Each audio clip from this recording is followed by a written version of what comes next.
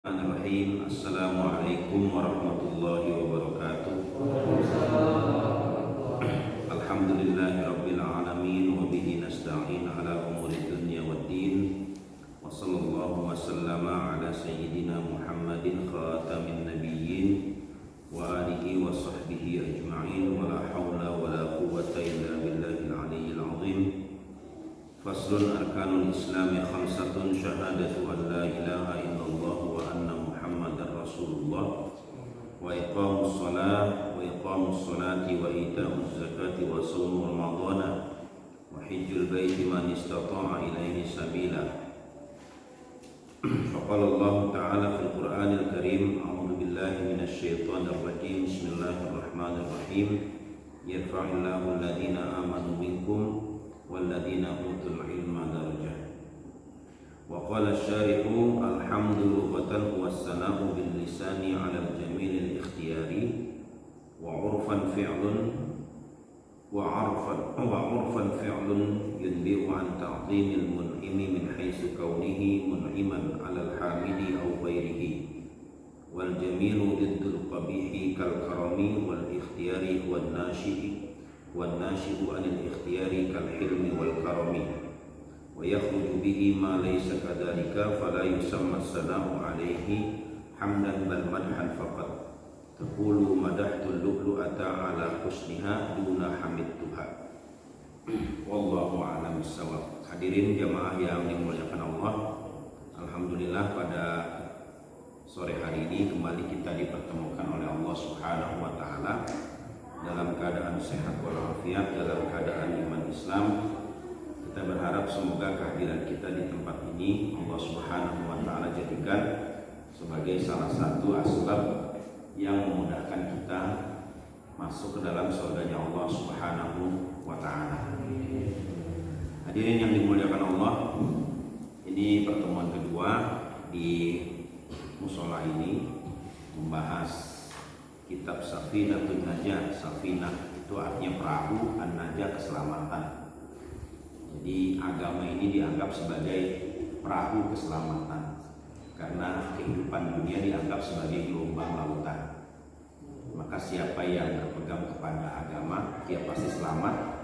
Penamaan Safinatun Najah itu diinspirasi dari ayat Al-Quran surat Ali Imran ayat 100. Jadi para ulama itu memberikan nama kitab, memberikan nama judul itu inspirasinya dari kalau tidak dari Al-Quran, dari Sunnah atau dari ucapan para sahabat. Itu inspirasinya. Ada ayat di dalam surat Ali Imran ayat 100 itu Allah mengatakan wa may ya'tasim billahi faqad hudiya ila siratin mustaqim. Siapa yang berpegang teguh kepada ajaran Allah maka dia akan dibimbing menuju jalan yang lurus. Nah, ayat itu ditempatkan setelah ayat-ayat sebelumnya yang mengisahkan provokasi ahlul kitab, orang-orang Yahudi Madinah terhadap orang Islam. Jadi orang-orang Yahudi Madinah itu selalu memprovokasi kaum muslimin supaya meninggalkan Rasulullah Shallallahu Alaihi Wasallam. Nah, di dua ayat sebelumnya itu ada ayat yang berbunyi ya ayyuhalladzina amanu yang tuti'u fariqan minal ladzina utul kitaba yaruddukum ba'da imanikum kafirin. Wahai orang-orang yang beriman, jika kalian mentaati fariqan minal ladzina utul kitaba, sebahagian dari orang-orang yang diberikan ahlul kitab, sebagian dari orang-orang yang diberikan alkitab, yaitu orang-orang Yahudi. Jadi ada sekelompok orang Yahudi di Madinah yang memang kerjanya memprovokasi umat Islam. Meskipun tidak semua orang Yahudi Madinah melakukan itu, tapi ada tokoh-tokoh mereka yang selalu memprovokasi kaum muslimin supaya tidak mempercayai Rasulullah Muhammad SAW. Maka Allah katakan yaruddukum ba'da imanikum. Mereka itu nanti akan membuat kalian kembali kepada agama kalian. Ya, kembali kepada agama masa lalu kalian. Jadi kata murtad itu artinya kembali ke masa lalu. Itu arti dari murtad. Nah, jadi penggunaan kata murtad ini memang masih relevan sampai sekarang kalau kita lihat Barat itu selalu mengangkat syiar-syiar masa lalu peradaban manusia. Misal nama Mesir itu oleh orang Barat atau dalam bahasa Inggrisnya bukan Mesir tapi Egypt. Egypt itu kalau dalam bahasa aslinya tuh Al-Kib, di dalam bahasa Arab Al-Kib. Egypt itu memang bahasa asli orang Mesir. Itu untuk menegaskan bahwa Masr atau Misr dan Egypt itu dua hal yang berbeda. Kalau Egypt itu peradaban yang dibangun dari politeisme, kepercayaan terhadap banyak Tuhan. Ya, Egypt. Maka nama-nama dewa atau struktur dewa di Mesir itu sama dengan struktur dewa di Yunani, karena memang bertetanggaan antara Mesir dengan Yunani. Maka Al-Quran itu tidak menggunakan kata Al-Kib atau tidak menggunakan kata Egypt, tapi Quran menggunakan kata Misr. Ya kan? Ihbitu Misran fa inna lakum ma sa'altum. Pergilah atau turunlah kalian ke Mesir, fa inna lakum ma sa'altum, maka apa yang kalian cari itu akan ketemu di Mesir. Jadi Quran menggunakan kata Mesir untuk menunjukkan daerah berperadaban tinggi yang memang peradaban itu seharusnya dikembangkan dalam rangka mentaati perintah-perintah Allah. Nah, tapi Barat menggunakan kata Egypt. Kenapa? Karena Egypt itu identik dengan politeisme. Jadi struktur dewa-dewa di Mesir itu hampir sama dengan struktur dewa di Yunani. Di Yunani itu dewa paling tinggi Zeus. Zeus punya teman namanya Apollo, ya kan? Kemudian punya teman namanya Poseidon, kan begitu. Zeus kawin dengan Hera, kan begitu. Hera, dari perkawinan Zeus dengan Hera lahirlah Ares, kan begitu kan? Kemudian keponakannya Zeus namanya Aphrodite, dewi cinta, kan begitu. Nah, itu kalau nonton film The God of Egypt. Jadi strukturnya begitu. Di Yunani, nah, di The God of Egypt itu kalau struktur dewa Mesir itu hampir sama. Yang paling tinggi itu Ra namanya kan, dewa Ra. Kemudian ada dewa Osiris, kan gitu. Kemudian nanti dari dewa Osiris kemudian ada lagi dewa siapa lagi saya nggak tahu. Tapi strukturnya hampir mirip dengan Yunani. Nah, itu yang dibangga-banggakan oleh Barat. Jadi Barat itu kalau bicara tentang Mesir selalu bicara tentang politeisme dan bicara tentang tirani Faraon atau tirani para Firaun. Nah, sedangkan Quran atau Islam ketika bicara Mesir itu bicara tentang harapan. Begitu pula dengan Rasulullah Shallallahu Alaihi Wasallam. Rasulullah itu kalau bicara tentang Mesir itu bicara tentang kebanggaan Rasulullah sebagai seorang nabi yang punya darah Mesir. Kenapa? Karena Rasulullah itu keturunan dari Nabi Ismail, dan Nabi Ismail itu adalah anak dari perkawinan Nabi Ibrahim dengan seorang perempuan Mesir bernama Hajar. Dan istri dari Nabi Ismail itu berasal dari suku Jurhum yang merupakan imigran dari Mesir. Maka Rasulullah mengatakan kalau ingin mencari tentara yang paling kuat, carilah keturunan Kinanah. Kinanah itu adalah keturunan Mesir. Kata Rasulullah SAW, baik tentara dalam makna militer maupun tentara dalam makna peradaban. Maka Mesir merupakan salah satu negara yang memproduksi ulama paling banyak dalam peta pemikiran Islam. Negara yang paling banyak memproduksi ulama dalam peta pemikiran Islam dibandingkan Saudi. Ya kan, Mesir ini banyak Imam Ibnu Hajar, ada dua Ibnu Hajar Asqalani yang memberikan penjelasan Sahih Bukhari, dan Ibnu Hajar Al-Haytami yang merupakan ulama mazhab Syafi'i abad ke-18. Jadi Mesir ini luar biasa. Banyak kalau disebutkan itu sampai berjilid-jilid hanya untuk menyebutkan nama ulama. Jadi ada ensiklopedi nama-nama ulama. Nah, ditulis oleh seorang ulama Syria namanya Imam Az-Zahabi. Beliau menulis satu ensiklopedi yang berjudul Syiaru A'lamin Nubala. Syiaru A'lamin Nubala itu artinya sejarah kehidupan orang-orang hebat. Ya kan, sejarah kehidupan orang-orang hebat dari mulai Rasulullah sampai ulama mujtahid yang terakhir. Itu ditulis dalam bentuk ensiklopedi, tebelnya lumayan 20 jilid. itu hanya untuk menyebut nama. Jadi hebat ya. Jadi orang zaman dulu itu mereka nggak punya database hardware seperti kita kan. Kalau kita kan bergantung kepada failing ya, bergantung kepada kartu data kan gitu kan. Kalau dia enggak, jadi memang chipnya udah ada di sini, ditancap di sini. Nulis 20 jilid nama-nama orang yang jumlahnya sampai 5.000, 6.000 orang. Luar biasa. Kita teman SD aja udah lupa. Iya kan? Teman SD kita lupa, masih ingat Pak? Teman sebangku. Budi ada. Pasti ada Budi, itu nama pasaran. Nama pasaran zaman dulu itu kan Pak Budi lagi. Susanto kan gitu kan, itu nama zaman dulu tuh. Susanto. Anak sekarang nggak ada yang namanya Susanto loh. Enggak, anaknya namanya Susanto bukan? Enggak, ini pasti kelahiran 70-an. 70, 80 Susanto kan gitu kan. Kelahiran 2000 nggak ada nama Susanto. Asep. Tahun 2000 nggak ada yang lain, anak tahun 2000 lain namanya Asep. Nggak ada. Joko nggak ada kan gitu kan. Udah pokoknya udah kalau nggak Zainuddin, Zidan, ya kan gitu. Rafli kan gitu kan, itu tuh standar anak tahun 2000-an tuh namanya tuh. Standar itu. Refki kan gitu kan. Kalau ceweknya Salsabila, nah itu standar deh kan gitu kan. Itu di tiap komplek rumah pasti ada namanya Salsabila kan gitu. Itu hasil pendataan saya tiap kelas di tiap angkatan di UI itu begitu. Nyari nama Susanto tuh udah nggak ada gitu loh. Santoso nggak ada, Budi itu udah nggak ketemu, udah langka itu. Itu kan. Makanya kalau ada yang namanya Budi angkatan 2000 maksudnya Pak, bukan Bapak gitu kan. Ada yang masih dikasih nama Budi, wah ini luar biasa, ini harus dapat penghargaan. Kenapa? Karena namanya makin hilang gitu. Asep gitu kan. Kalau dulu kan ada tuh Asep Saipullah kan gitu kan. Asep Saipul gitu loh kan gitu kan. Mungkin singkat Asep Saipullah. Asep Saipullah, namanya sih Asep Saipullah kan gitu. Jadi udah gabungan tuh antara nama lokal dengan nama Islam. Asep Saipullah, Asep Saifuddin, itu orang Sunda tuh khas gitu kan. Ya, Diding dan Mudi kan gitu kan, itu khas Sunda.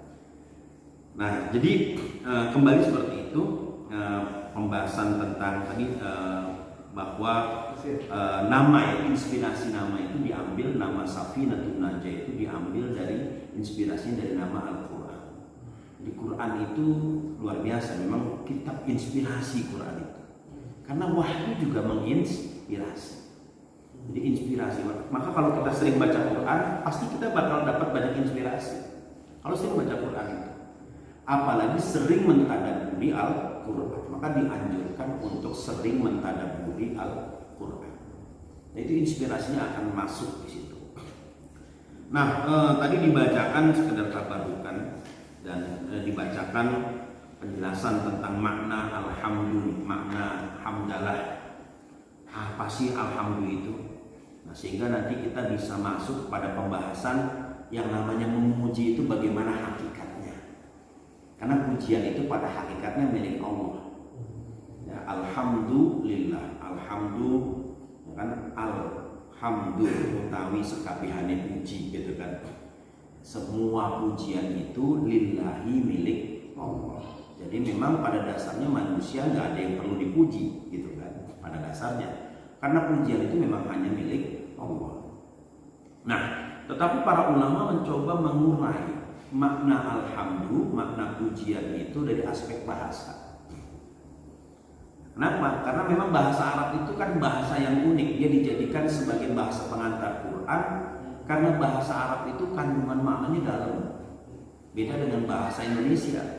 Bahasa Indonesia itu kandungan maknanya ya sampai di situ, nggak menimbulkan penafsiran. Ya, maka bahasa selain bahasa Arab itu memerlukan hermeneutika. Sedangkan bahasa Arab tidak perlu hermeneutika. Gitu. Hermeneutik itu adalah satu kajian filsafat bahasa untuk memahami makna sebuah bahasa dikaitkan dengan konteks ketika bahasa itu diucapkan. Itu namanya hermeneutika. Jadi kalau kita belajar ilmu sastra itu ada namanya hermeneutika, ada namanya semiotika. Semiotika itu adalah ilmu tentang lambang-lambang. Bible itu Perjanjian Lama dan Perjanjian Baru itu dia ditafsirkan dengan pendekatan hermeneutika. Kenapa? Karena memang ada problem kebahasaan. Di mana letak problem kebahasaannya? Letak problem kebahasaannya adalah ketika bahasa asli dari Bible itu tidak dipahami oleh umat Kristen zaman sekarang. Kan nggak ada Bible yang ditulis dalam bahasa Ibrani. Bahasanya Nabi Isa itu kan dua, Ibrani dan bahasa Aramia. Dan sampai sekarang nggak semua orang Kristen tahu bahasa Ibrani. Paling cuma tahu Shalom, Haleluya. Haleluya itu artinya Alhamdulillah. Haleluya itu artinya Alhamdulillah. Shalom itu sama pada bahasa Arab itu salam, ya kan? Jadi hanya tahu beberapa kata itu. Sedangkan kita orang Islam sebodoh-bodohnya kita nggak ngerti bahasa Arab. Bahasa Arab kita banyak loh. Assalamualaikum tahu kan? Apalagi kan gitu. Insya Allah kita tahu kan? Astagfirullah kan gitu kan? Sebodoh-bodohnya kita nggak ngerti bahasa Arab, ya kan? Paling nggak action ana antum kan gitu kan? Syukron kan gitu kan? Afwan gitu. Jazakumullahu khairan kasiron kan gitu kan, begitu tahu gitu loh. Itu uniknya orang Islam tuh begitu. Jadi walaupun nggak ngerti bahasa Arab, ungkapan-ungkapan bahasa Arab itu orang Islam banyak sering mengucapkan. Jadi sebenarnya kita gampang belajar bahasa Arab itu. Kenapa? Karena sudah biasa afwan dan syukron gitu. Sudah biasa syukron dan afwan kan gitu kan.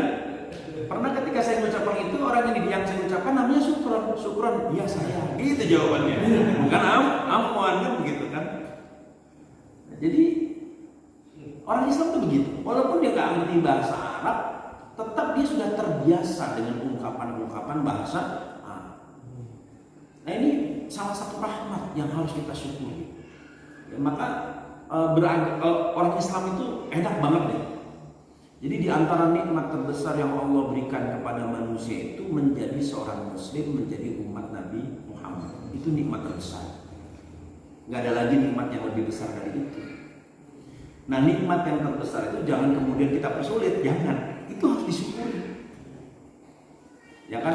Di antara nikmat orang yang bermaksiat itu apa sih? Nikmat orang yang bermaksiat itu adalah dia bisa sholat, itu adalah nikmat. Maka jangan dipersulit. Kalau dia sudah rajin sholat, jangan dipersulit lagi. Dia mau sholat lagi udah bagus gitu. Gitu kan? Kenapa? Karena satu komplek ini belum tentu semua pengen sholat. Maka ketika ada orang yang sholat, oh itu nikmat yang harus kita syukuri, dan dia juga harus mensyukuri bisa sholat. Berkali-kali Allah mengatakan di dalam surat Ar-Rahman itu, fabi ayyi ala'i rabbikuma tukadziban. Maka pemberian Tuhan yang mana lagi yang akan kalian dustakan? Pemberian itu nggak harus dalam bentuk fisik. Mau sholat aja udah pemberian itu sudah ada, sudah sebuah pemberian. Maka menjadi umat Nabi Muhammad itu luar biasa. Kalau saya sekarang kampanye saya adalah semua umat Nabi yang nggak sholat aja masuk surga, udah gitu. Kenapa? Karena tetangga sebelah mengatakan mereka pasti akan ketemu dengan Bapak di surga. Jangan sampai kalah kampanye kan gitu. Iya kan? Jadi kampanye saya sekarang adalah semua umat Nabi Muhammad walaupun nggak sholat masuk surga, meskipun belakangan. Meskipun belakangan kan gitu kan? Loh iya, yang penting kan masuk surga walaupun ceritanya mampir dulu di neraka, tapi ujung-ujungnya masuk surga. Dan di dalam Sahih Bukhari Nabi sendiri yang mengatakan itu, nanti akan ada orang yang terakhir masuk surga, terakhir tuh, setelah digebukin dulu di neraka. Jadi setelah digebukin di neraka itu, ya kan, malaikat lihat itu kan, itu semua hancur kecuali dua yang nggak hancur, muka dan hatinya. Kenapa nggak hancur? Karena hatinya itu ada syahadat, asyhadu an la ilaha illallah wa asyhadu anna muhammadar rasulullah. Kalau kata Gus Baha begini, kita ini semua udah dikasih pintu surga. Apa pintu semua sudah dikasih kunci surga. Apa kunci surga itu? La ilaha illallah. Miftahul jannah. La ilaha illallah. Masa udah dikasih kunci nggak masuk surga juga? Kan namanya kebangetan kan gitu. Cuma masalahnya ada orang yang kehilangan kuncinya kan gitu. Ada orang yang kehilangan kuncinya, ada yang nggak ngerti bagaimana memasukkan kuncinya, sehingga akhirnya dia nggak masuk. Ya sama seperti orang panik masuk rumah itu kan, saking dia dalam keadaan yang tidak tenang sehingga akhirnya dia salah masukkan kunci gitu loh. Ya kan? Kunci lemari dimasukkan ke kunci ke lubang pintu. Ya nggak bakal masuk. Ada yang seperti itu.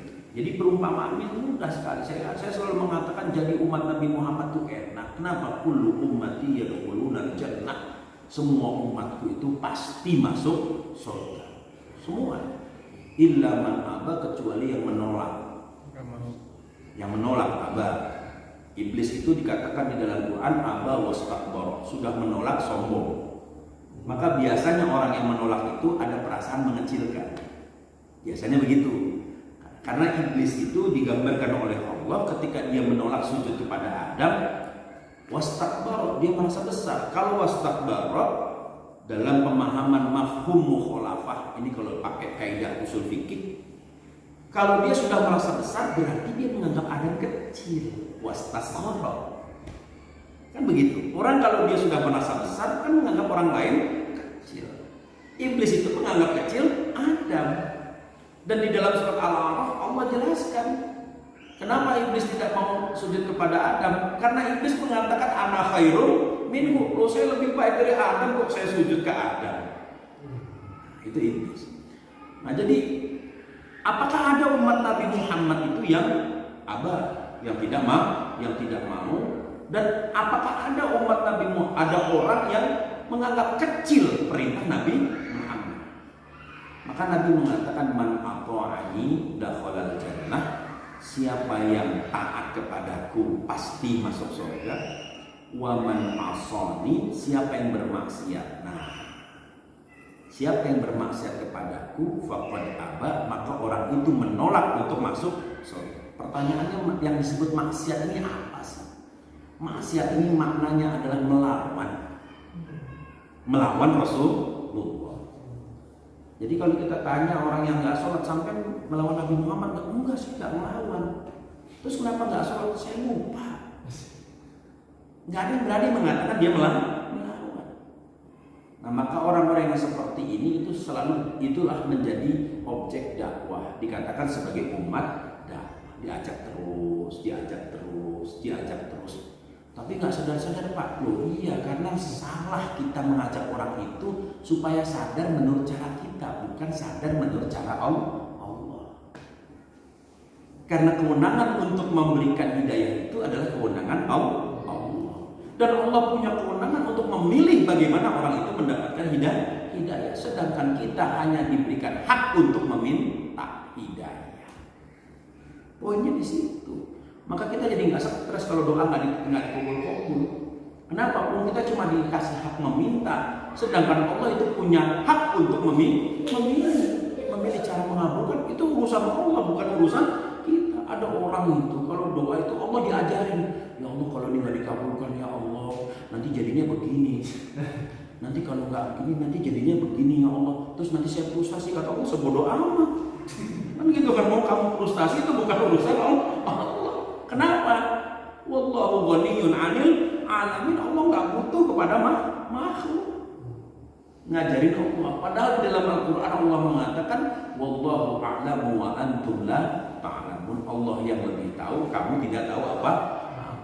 Kalau kita kan tahu sebatas apa yang masuk di kepala, apa yang kita dengar dan apa yang kita lihat, sebatas itu. Sedangkan Allah itu dikatakan dalam surat ayat, di dalam ayat kursi itu, wasi'a kursiyyuhus samawati wal ard wa la Allahu la ilaha illa huwal hayyul qayyum la ta'khudhuhu sinatun wa la nawm lahu ma fis samawati wa ma fil ardi man dzalladzi yashfa'u indahu illa bi idnihi ya'lamu ma baina aydihim wa ma khalfahum wa la yuhituna bi syai'in min ilmihi wala yuhituna bi syai'in min ilmihi. Tidaklah semua makhluk Allah itu yuhituna bi syai'in min ilmihi, bisa mengetahui dari semua arah apa yang dimiliki, pengetahuan apa, ilmu yang dimiliki oleh Allah.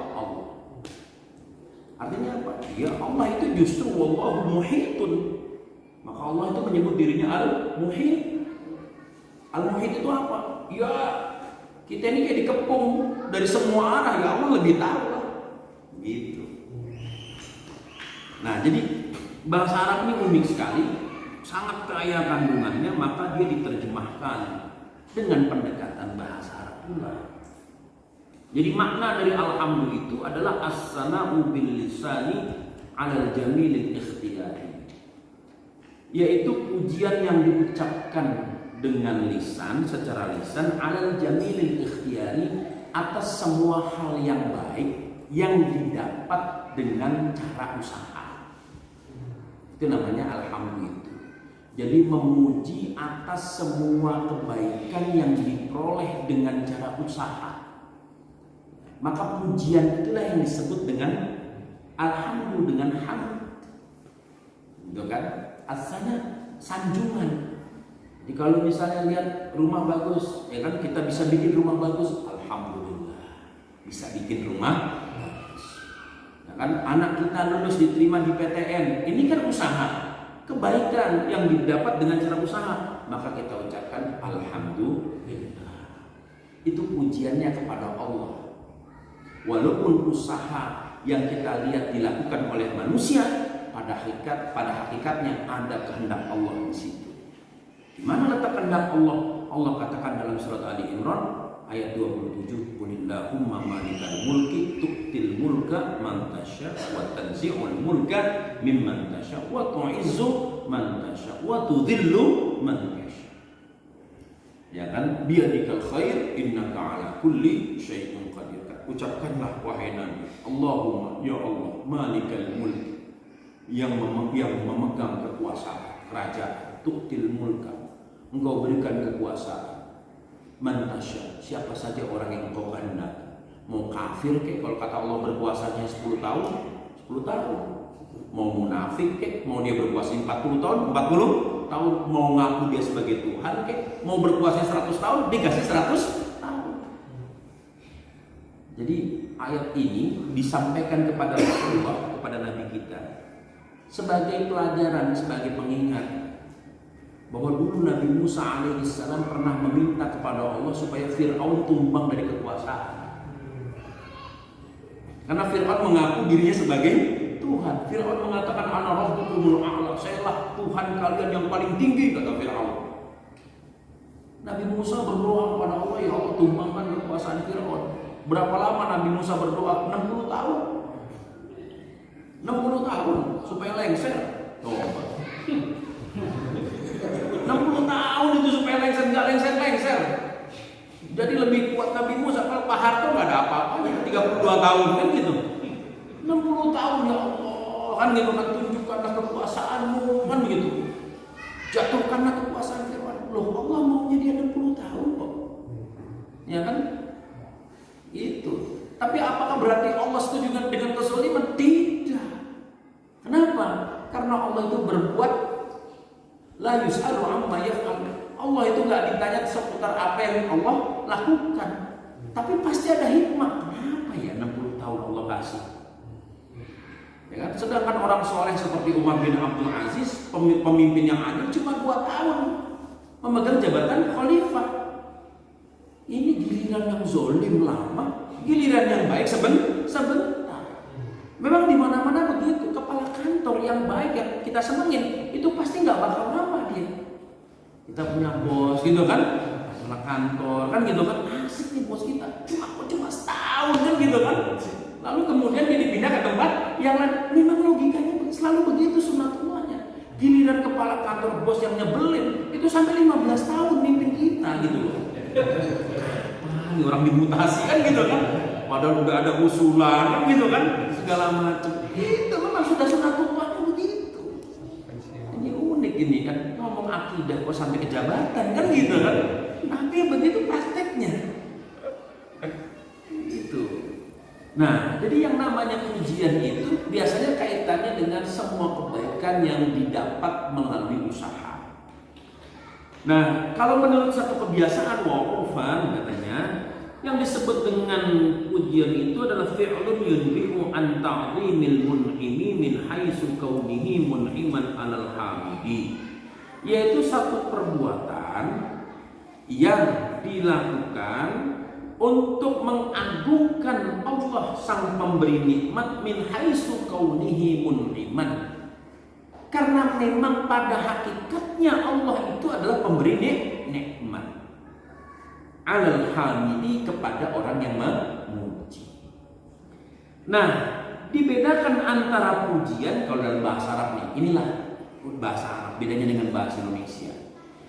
Kalau bahasa Arab itu pujian kepada Allah disebut alhamdulillah, hamd. Tapi kalau pujian kepada manusia itu disebut madah. Ya, pujian kepada makhluk disebut madah. Pujian kepada Khalik, kepada Allah disebut hamd. Ya kan? Sedangkan pujian kepada makhluk itu dikatakan tidak bisa dikatakan sebagai hamdu, tapi sebagai madhu, sebagai madah. Seperti misalnya kita mengatakan madahtul lu'lu'ata ala husniha duna hamidtuha. Saya memuji permata karena indahnya, bukan karena, ya kan, bukan berarti saya menyanjung permata itu. Kan kalau kita bisa bilang ini kitab bagus nih, itu pujian kepada makhluk. Ya kan, permatanya indah banget, cakep, itu rumah cakep banget ya. Itu pujian kepada makhluk. Jadi beda itu. Kalau bahasa Arab itu bisa membedakan. Maka memuji Rasulullah itu bukan dalam konteks menyanjung atau mengagung-agungkan Rasulullah. Jadi kalau orang misalnya memuji Rasulullah itu bukan berarti dia mengkultus Nabi, bukan. Gitu. Tapi seperti misalnya orang juga menyanjung atau memuji ciptaan yang indah, dulu bagus banget ya. Maka Rasulullah itu dipuji karena memang Allah memuji Rasulullah. Sebagaimana disebut dalam surat Al-Qalam, ya kan, Allah mengatakan wa innaka la'ala khuluqin azim. Itu pujian dari Allah. Sesungguhnya engkau wahai Nabi, wahai Muhammad, la'ala khuluqin azim, betul-betul di atas kepribadian yang sangat agung. Jadi ada apresiasi dari Khalik kepada makhluk. Maka Nabi Muhammad sebenarnya nggak butuh pujian kita. Kenapa? Karena dia sudah dipuji oleh Allah. Begitu pula sebenarnya Nabi Muhammad tidak butuh bacaan salawat kita. Kenapa? Innallaha wa malaikatahu yusholluna 'alan nabi. Sesungguhnya Allah bersama para malaikat bersalawat kepada Nabi, selalu bersalawat kepada Nabi. Maka Nabi nggak butuh salawat kita. Kenapa? Sudah cukup salawat dari Allah. Maka apa-apa yang sudah diberikan oleh Allah kepada kita, sehingga kita nggak butuh lagi pemberian dari makhluk. Misal kita dikasih kekayaan oleh Allah 100 triliun, masih butuh nggak uang 100 juta dari makhluk? Nggak butuh kan? Nah, dari 100 triliun ngapain lagi saya butuh dari situ? Ini yang maha kaya ngasih saya. Masya Allah, saya sering ketemu ulama yang begitu tuh. Kalau dikasih duit dilempar duitnya.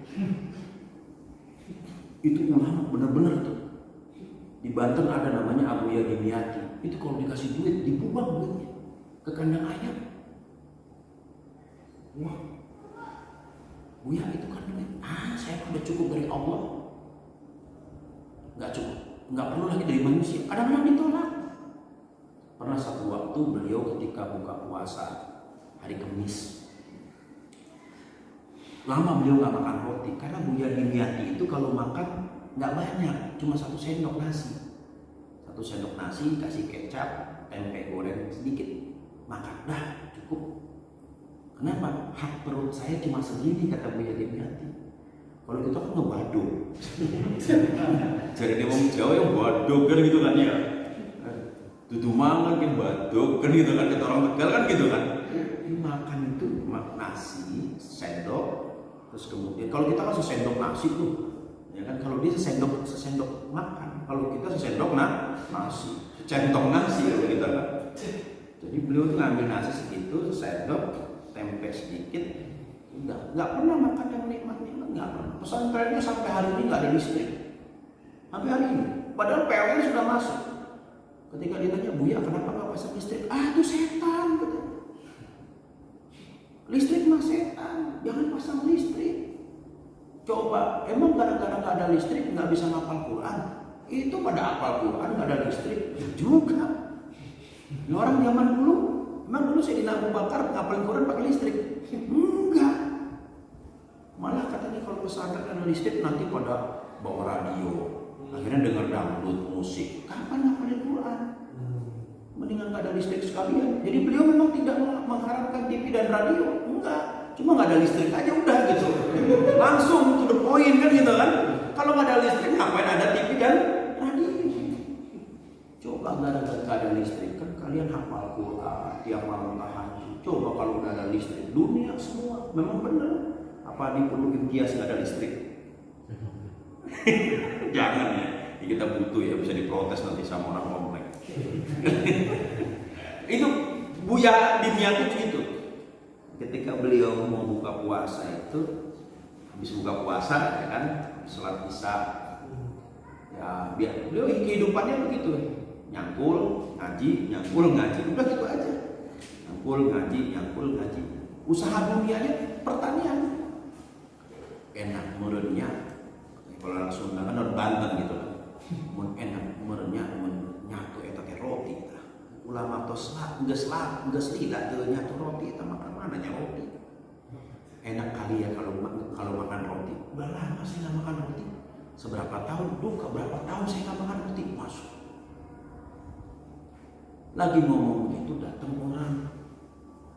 Biasa datang ada keperluan minta didoain.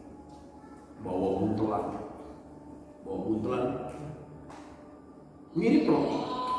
Mirip roti tawar.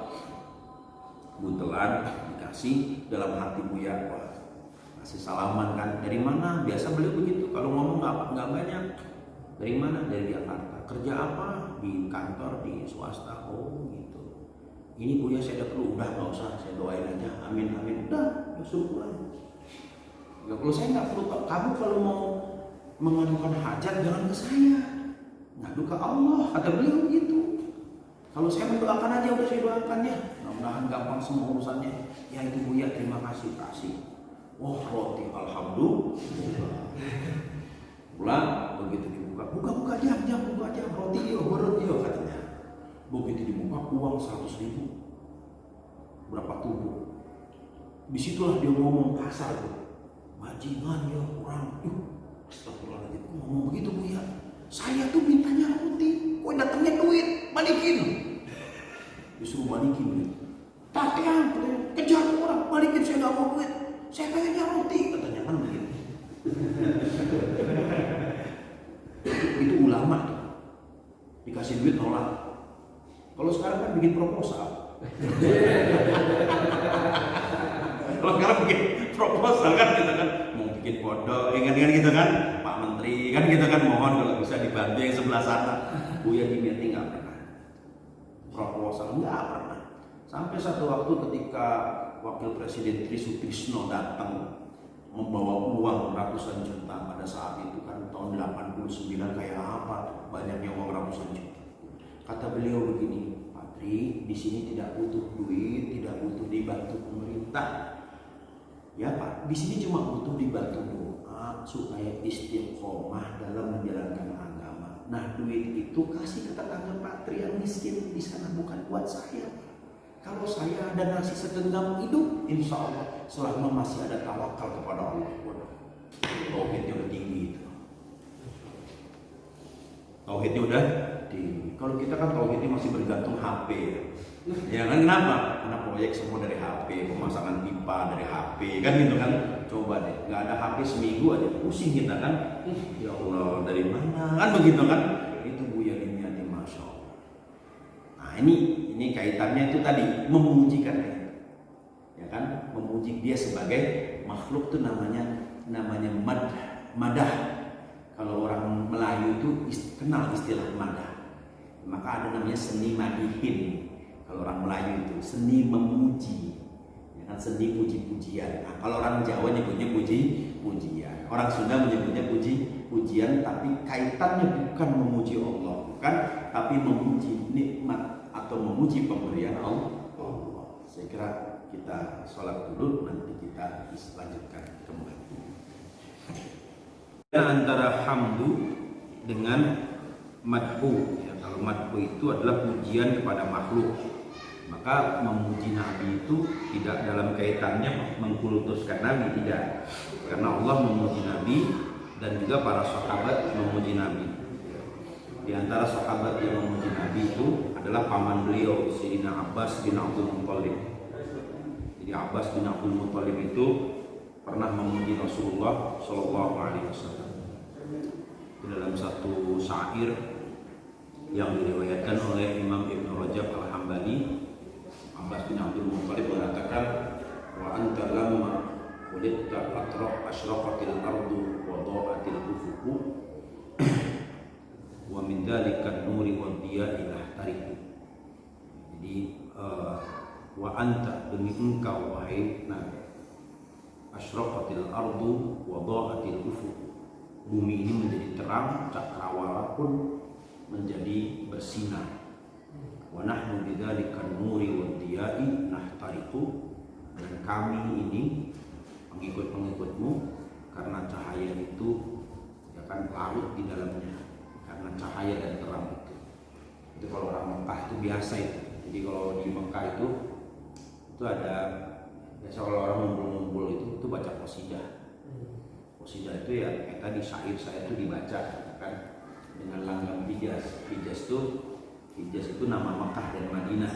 Hijaz, Jeddah, Taif, Madinah itu namanya Hijaz, wilayah Hijaz.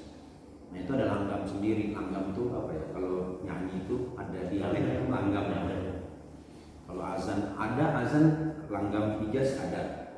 Misalnya langgam Hijaz azan itu Allahu Akbar, Allahu Akbar. Nah, itu langgam Hijaz. Ya, langgam Hijaz. Ada lagi langgam Soba. Jadi itu menurut wilayah-wilayah yang ada di Arab. Nah, langgam Hijaz itu kalau tadi syair-syair tadi itu kalau di Mekah itu kumpulan-kumpulan biasanya di atas genteng itu. Sambil duduk malam-malam orang Arab gitu minum teh gitu kan. Ya kan? Terus rotinya tebel-tebel. Kita kalau umroh nggak pernah gaul sama orang Mekah sih. Kalau saya gaul sama orang Mekah gitu kan. Ya, jadi kalau kata orang Mekah, Bukhari kita makan, di Indonesia dibaca, di sini dimakan Bukhari. Nasi Bukhari maksudnya. Di Indonesia dibaca, di sini dimakan Bukhari gitu ya. Orang Mekah kan duduk begini kan gitu, orang Mekah. Dia baca syair tuh, kadang-kadang tukar-tukaran syair. Misalnya wa anta lamma mulidta syaraqatil ardu wa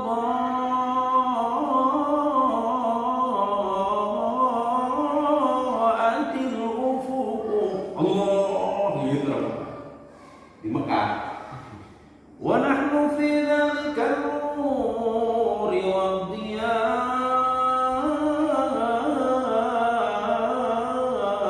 nahtariqu. Mekah biasa gitu. Itu adat. Jadi kalau Jawa mau copatan, gitu kan? Tompo ati iku limo perkara. Nah, itu kalau Jawa kan gitu. Kalau kita lulus, Pak lulus gitu kan? Itu memang kebiasaan masyarakat gitu kan, kalau malam ngumpul gitu kan. Di Mekah masih ada kumpulan-kumpulan gitu. Bahkan ada siaran TV itu khusus itu yang mengangkat itu. Jadi tentang acara itu. Namanya apa ya? Saya lupa. Di Mekah itu ada tuh siaran TV-nya itu di Saudi. Kalau di YouTube itu kita bisa lihat itu. Misalnya Hijazi, misalnya kumpulan qasidah orang Mekah. Ini ngumpul-ngumpul biasa, ngumpul di sini ada minum gitu kan. Minuman khas ya. Teh, tapi kopinya kopi Arab tuh bukan kayak kopi kita gitu. Sejari. Apa? Sejari. Ya ada yang begitu juga, ada yang aneh-aneh juga itu Pak Haji itu. Ya kan kopi itu. Saya kalau nongkrong sama orang Arab tuh, mereka kalau janjian, insya Allah ba'da sholat maghrib, insya Allah. Ba'da sholat maghrib itu jam 12 malam. Ba'da sholat. Saya kalau saya tanya kan, mau kapan nih kita ngumpul gitu kan? Oh ini ba'da sholatil maghrib. Kemudian kita sholat maghrib di Masjidil Haram, itu kan pergi kan, nungguin dia datang azan isya kan gitu kan. Azan isya nih kan gitu ya, udah balik lagi ke masjid. Udah sholat isya tungguin lagi, kok nggak ada nelpon. Insya Allah Baden sebentar lagi, bentar lagi jam 8, Baden jam 9, Baden jam 10, Baden jam 12 gitu kan. Oh, berarti Baden itu berarti jam 12. Biasa orang Arab gitu, kalau janji itu masya Allah. Sobron gitu kan. Itu hampir rata-rata orang Arab begitu. Nggak orang Mesir, nggak orang Saudi, nggak orang Syria. Makanya kalau ada orang Arab cepat waktu, saya kaget itu. Ajib, ya Allah. Saya selalu gitu kan. Saya selalu bilang ini udah kayak Rasulullah nih kan gitu kan. Karena Rasul kayaknya cuma Rasulullah yang tepat waktu deh kayaknya gitu. Kayaknya gitu kan. Maka disebut ahsanul Arab. Rasulullah itu sebaik-baiknya orang Arab ya Rasulullah itu. Jadi ya biasa janjian sama syekh kita begitu sama ulama kan. Kapan syekh? Insya Allah Baden lama Baden ini kan gitu kan. Baden sejam ke 2 jam gitu kan. Itu 5 jam Baden gitu kan. Di Baden juga sih. Gitu. Jadi ada kebiasaan itu adat ya, kebiasaan orang Arab. Jadi ujian itu Abbas bin Abdul Muthalib. Jadi Abbas ini sama Nabi umurnya nggak jauh beda. Lebih tua sedikit Abbas bin Abdul Muthalib. Jadi ada paman Nabi yang seumur sama Nabi itu, namanya Sayyidina Hamzah bin Abdul Muthalib. Itu seumuran dengan Nabi. Karena Abdul Muthalib ini kan anaknya banyak ya. Jadi orang Arab tuh nggak ada punya anak 2, 3 tuh nggak ada. 23 iya, gitu kan. Punya anak cuma berapa? 1, 2. Kalau kata orang Betawi untuk telur cuma 1 kan gitu kan. Itu bisa disindir sama maksudnya telur emang ayam kan gitu kan. Orang Arab tuh betul punya anak itu banyak telur lagi. Saya punya guru di Madinah itu, pengajar Quran di Nabawi, Syekh Yahya Al-Qasani, itu anaknya 11. Punya anak 11. Jadi usia beliau itu udah mau 60 sehingga anak beliau yang bungsu itu seumur dengan cucunya. Seumur dengan cucunya. Pertanyaannya bukan dari satu istri ya? Satu istri. Kalau yang memang kalau orang Arab ini tergantung Arab mana dulu nih kan gitu. Kalau yang teluk itu memang biasa poligami teluk ya. Tapi kalau Mesir nggak berani dia poligami. Jadi kalau ditanya, semua perempuan Arab masya Allah. Makanya nggak jarang sekali laki-laki Indonesia punya istri orang Arab. Insya Allah nggak bakal gemuk, insya Allah nggak bakal gemuk. Dikelepakin terus kan itu kan, anak gitu kan, anak Arab gitu kan. Jarang lah orang Indonesia punya istri orang Arab. Pernah dengar nama Dr. Lutfi Fathullah? Iya. Yang ngajar saya Bukhari. Nah itu istrinya orang Arab itu, orang Yordan. Istrinya orang Arab, orang Yordan. Hafizah istrinya. Jadi beliau kalau lupa lagi ceramah lupa ayat apa dia nanya istrinya. Itu ayat itu apa yang bunyi begini? Oh iya begini. Oh nanya istrinya. Itu. Dr. Lutfi Fathullah itu istrinya orang Yordan. Itu yang saya tahu. Jadi jarang Ustaz Abdul Somad aja nggak berani nikah sama orang Arab. Berani. Kata dia udah kurus, ntar makin gila, makin habis kan gitu kan. Ya, jadi jarang sekali orang Indonesia itu menikah dengan orang Arab. Karena memang perempuan Arab itu keras. Jadi kalau kita baca di dalam ayat Quran itu, kenapa ada ayat Al-Quran tentang perempuan itu begitu keras? Itu karena memang mengimbangi watak perempuan Arab. Jadi misalnya kalau sampai terjadi perselisihan itu, kalau di dalam surat An-Nisa itu kan disebut setelah memisahkan, ya kan, kalau dinasihat fa'iduhunna, gitu kan, fa'iduhunna, kemudian baru nasihatilah mereka, ya kan, wa farriquhunna fil mawajib, pisahkanlah mereka dari tempat tidur, baru yang terakhir wadribuhunna, pukullah mereka. Nah itu ayat itu kenapa turun? Kalau kita lihat memang menyesuaikan karakter perempuan Arab. Masya Allah. Benar. Perempuan Arab itu memang suaranya sih lembut-lembut ya, tapi kalau udah gampang tempeleng, bener tempeleng, berdarah parah kita. Itu. Saya bukan berarti saya pernah ditempelin, enggak gitu kan. Ya, cuma pernah dimarahin dia kan gitu kan. Galak gitu. Saya punya guru almarhum Dr. Fuad Muhammad Fakhruddin. Beliau adalah jubir pernah dubes pertama Indonesia untuk Mesir, dan beliaulah yang membawa pesan kemerdekaan Indonesia ke Mesir pertama kali. Itu punya istri orang Asyut, orang Mesir. Asyut itu kampung, Mesir kampung. Nah, tentara Firaun itu diambil dari Asyut karena orang Asyut itu gede-gede ya. Ada yang tingginya setinggi pintu itu, orang Asyut. Tinggi dan berani-berani. Nah, istri beliau ini orang Asyut. Gede juga. Agak kecil, versi orang Mesir. Tapi kalau versi kita gede. Itu ketika saya baru pertama kali datang, dites. Baru datang ke situ dites. Langsung dia bilang, bayyin lana kisah Salman Al-Farisi radhiyallahu anhu. Jelasin ke saya kisah Islamnya, kisahul Islami Salman Al-Farisi. Kisah Islami Salman Al-Farisi. Baru ketemu, udah langsung dites. Saya pikir-pikir ini saya masuk ke rumah orang apa masuk universitas gitu kan. Kamu kalau mau ngaji sama suami saya harus bisa jawab pertanyaan saya. Kalau nggak bisa nggak boleh ngaji. Screening gitu kan, ya galak gitu kan. Padahal waktu itu umurnya udah 72 tahun. Tapi suaranya masih lama. Ya Allah, kan? Itu di kelompok kita begini kan semua berani bapak orang kan. Padahal di negara orang gitu kan. Itu salah satu contoh orang Mesir. Kalau orang kita kan istri-istri kita kan nggak berani ya tamu gitu.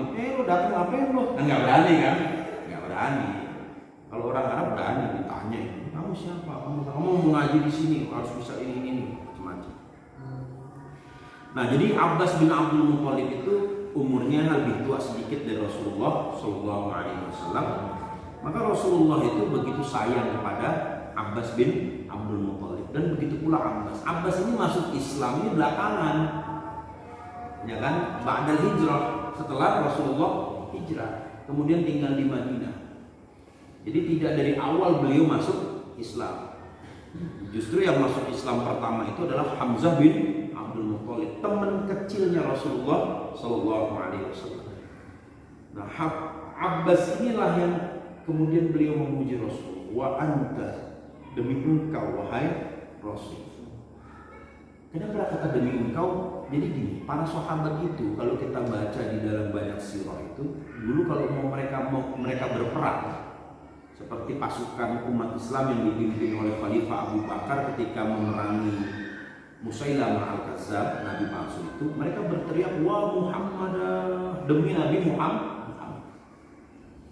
Jadi sampai Abu Bakar itu kalau dipanggil Nabi selalu mengatakan bi abi wa ummi, fidaka bi abi wa ummi, tebusan untukku ya Rasulullah adalah bapak dan ibuku. Tebusan untukmu ya Rasulullah adalah bapak dan ibuku. Itu artinya menunjukkan bahwa dia siap mati demi Rasulullah Shallallahu Alaihi Wasallam. Kenapa? Karena memang Rasulullah mengatakan sebagaimana hadis riwayat Bukhari, la yu'minu ahadukum hatta akuna ahabba ilaihi min walidihi wa waladihi wan nasi ajma'in. Tidak dianggap beriman kalian sebelum aku lebih kalian cintai. Rasulullah kan gitu. Dibandingkan orang tua, dibandingkan anak, dibandingkan seluruh manusia. Maka Abu Bakar itu kalau ngomong di depan Rasulullah, dipanggil Rasulullah, ya Abu Bakar, fidaka bi abi wa ummi, labbaik ya Rasulullah. Ya kan? Saya sambut panggilan Anda ya Rasulullah karena jaminan tebusan untuk Anda adalah bapak dan ibu saya. Segitunya para sahabat di depan Rasul. Jadi memuji Rasul itu bukan berarti mengkultus. Apalagi Abu Bakar, para sahabat sering mengatakan itu. Fidaka bi abi wa ummi. Kan tebusan untukmu ya Rasulullah, bapak dan emak saya. Gak apa-apa bapak saya mati, gak apa-apa, asalkan jangan kau yang mati ya Rasulullah. Sampai begitu. Dan betapa Umar bin Khattab ketika mendengar Rasulullah wafat, Umar mengatakan, siapa yang mengatakan Rasulullah wafat, saya penggal kepalanya. Kata Umar, saking cintanya kepada Rasul, saking nggak mau Rasulullah meninggal. Ya kan? Man qala anna Rasulullah sallallahu alaihi wasallam qad tawaffa ya kan? Sa'abtu. Siapa yang mengatakan bahwa Rasulullah itu wafat, saya bunuh orang itu. Maka Abu Bakar mengingatkan, wa ma Muhammadun illa rasul qad khalat min qablihi rusul. Tidaklah Muhammad itu seorang rasul dan sudah berlalu rasul-rasul sebelum Nabi Muhammad. Barulah di situ Umar sadar bahwa Rasulullah meninggal. Nah, di Umar bin Khattab. Jadi artinya ekspresi kecintaannya sampai sedemikian luar biasa, sampai-sampai nggak bisa terima kalau Rasulullah itu. Jadi kita bisa bayangin ya, pada masa itu gimana ya kehidupan itu orang dekat dengan Rasulullah. Jadi memang tidak ada pemimpin yang sebegitu dicintai, sebegitu hebatnya dicintai selain Rasulullah Muhammad Sallallahu Alaihi Wasallam. Luar biasa. Ya kan? Maka orang kalau sama Rasulullah kan bisa berlama-lama ya.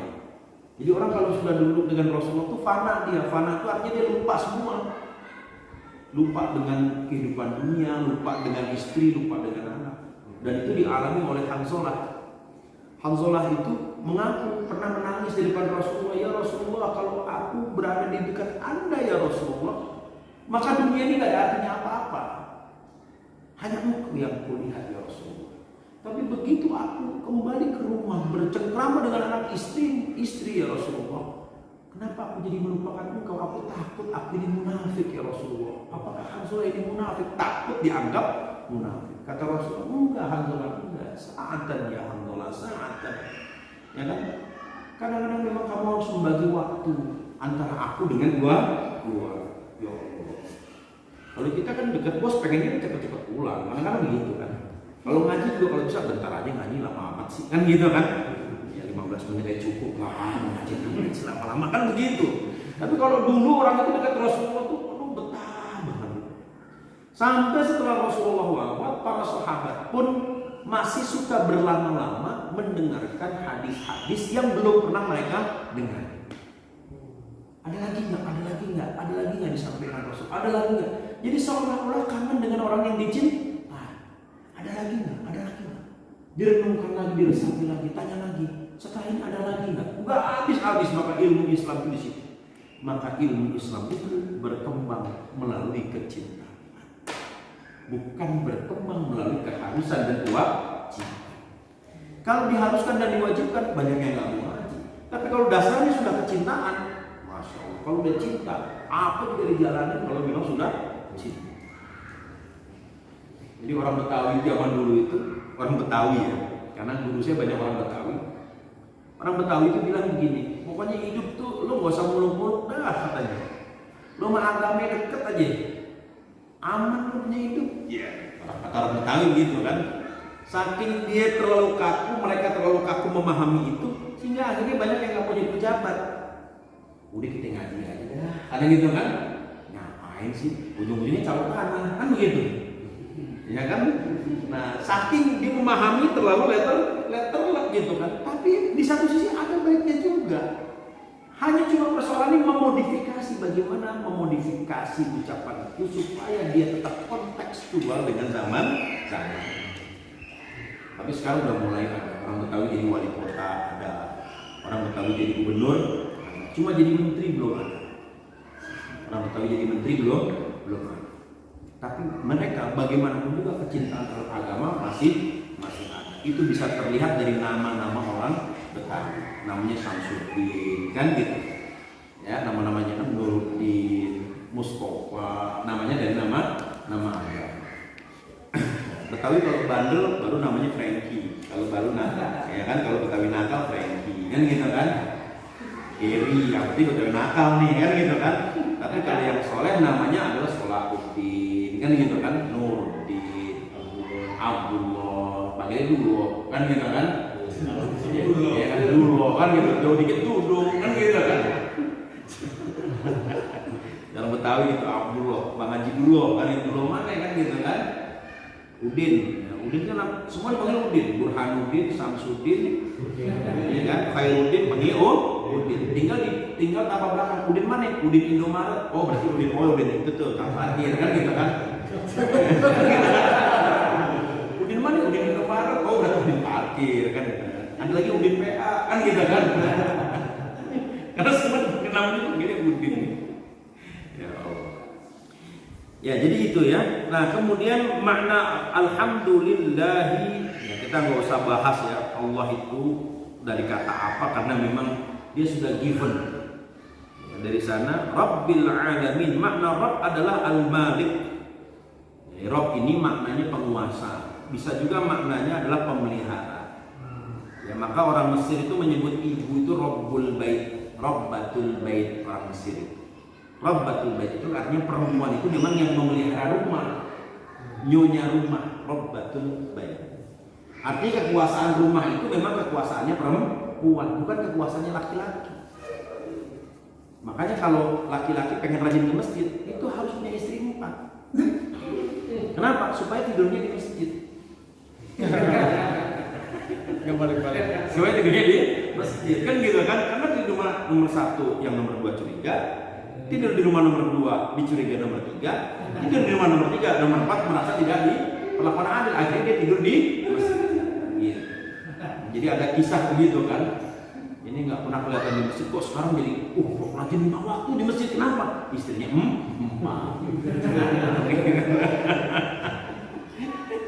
untung nggak ada ibu-ibu ya. Jadi di Madura itu pernah ada pelatihan gender di Madura.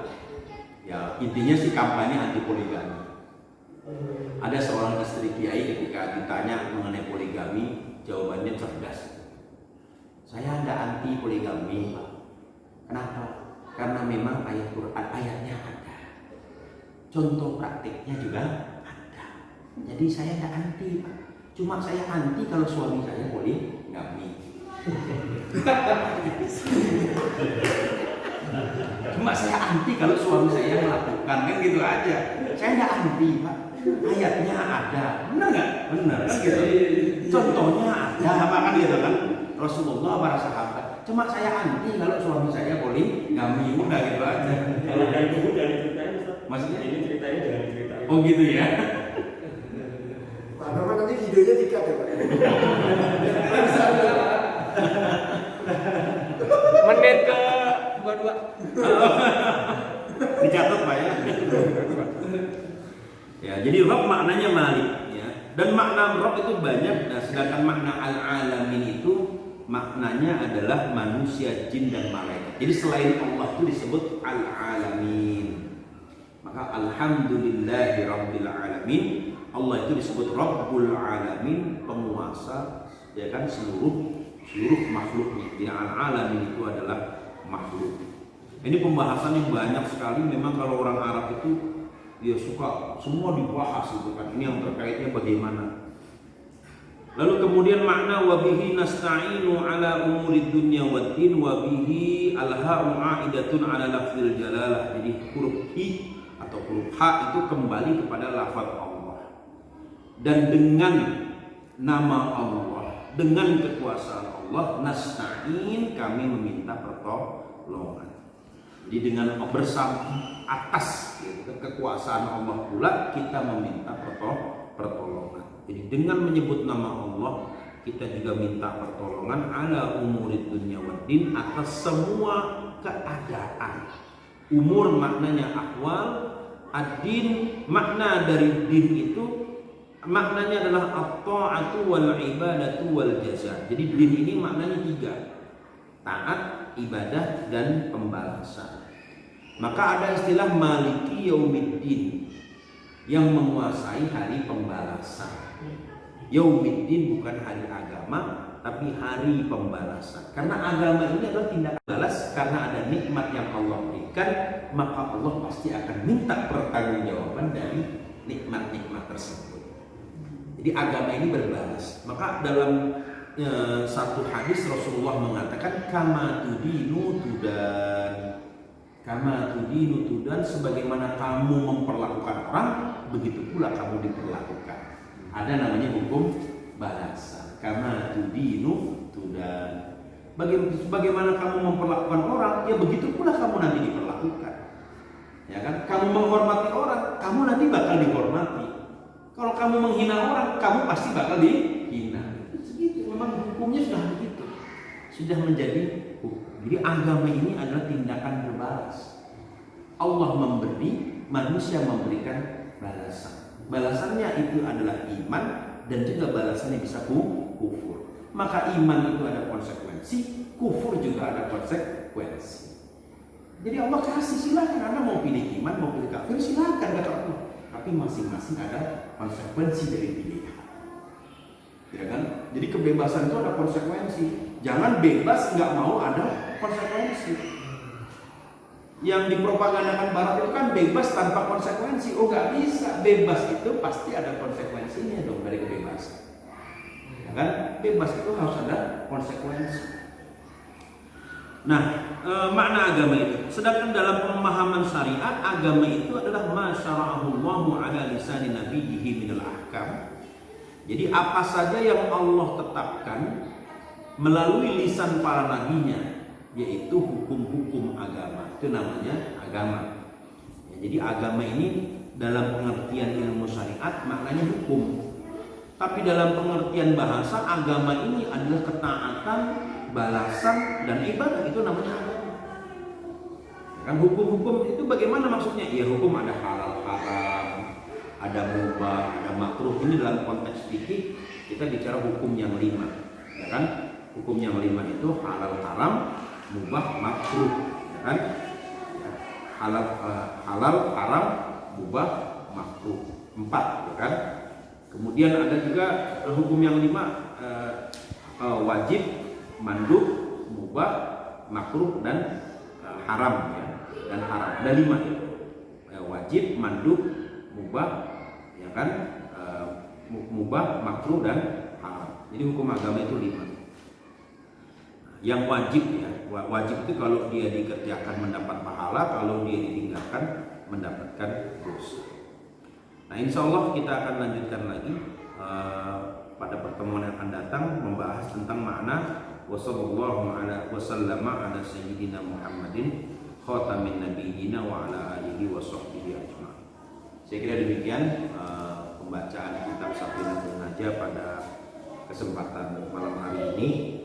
Dan insya Allah mudah-mudahan Allah memberikan kita kesehatan sehingga kita bisa bertemu lagi pada pertemuan yang akan datang.